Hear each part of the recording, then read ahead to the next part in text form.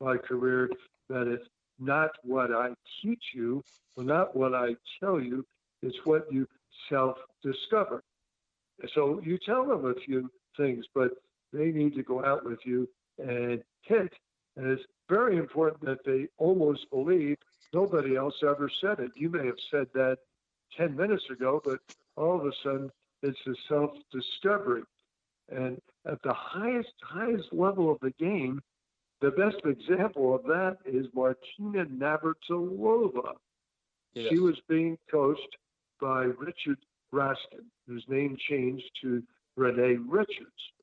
And Renee was coaching Martina and said to Martina, I know you've won a couple of slams here in the last few months, but they know that if they come to the net, you're going to underslice the backhand and it's going to float. So I want you to turn the hand over a bit, get more hand behind the racket, heels on top, knuckles on top, and thumbs up on a slight angle, not up, but there's more hand there. And I want you to practice this, and we're going to add this. Well, Martina hit 3 or 4 balls. They went into the bottom of the net, and Martina says, hey, listen, Renee or Richard, when you win a couple of slams and know what you're talking about, I'll try it. Well, Yes. not everybody has the same coach, Sekou, for a life. So Martinez did end up changing coaches in a few years. And I hope I can remember his last name. It was Tom Espet or Epsley was coaching her, and he was smart. She said, look, I found a new grip. I want you to work me with this grip on my backhand. Well, it was the same grip that Renee Richards had told her a couple of years ago, but it stuck because nobody told her this time. It was Martina self-discovering. So I like it if I have a day where I feel not what I told you, but what you self-discovered. Great.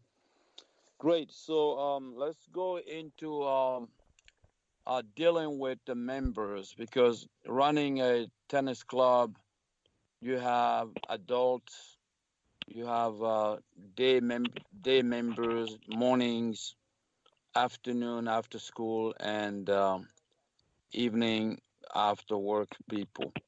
So how were you able to navigate that?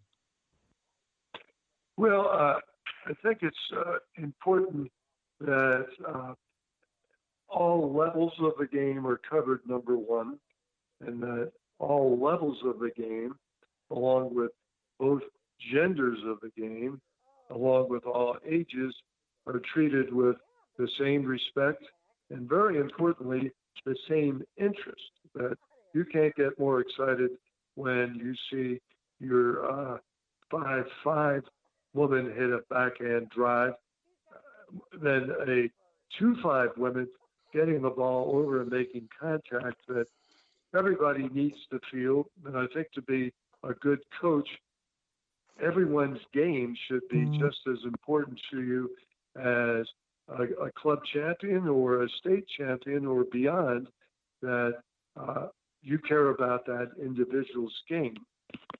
And we all try to offer programs that are a little different than maybe they would find at a number of other facilities.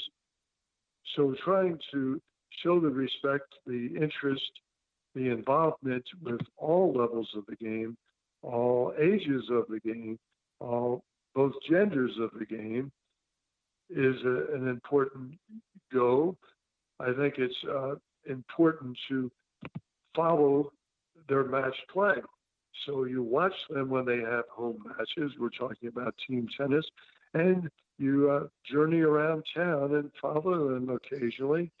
And if they don't mind, sit down after the match as they're having a luncheon and let them know you're really excited to see that they have a passion of the game, and thank them for sharing their passion of the game with you and having you as the coach.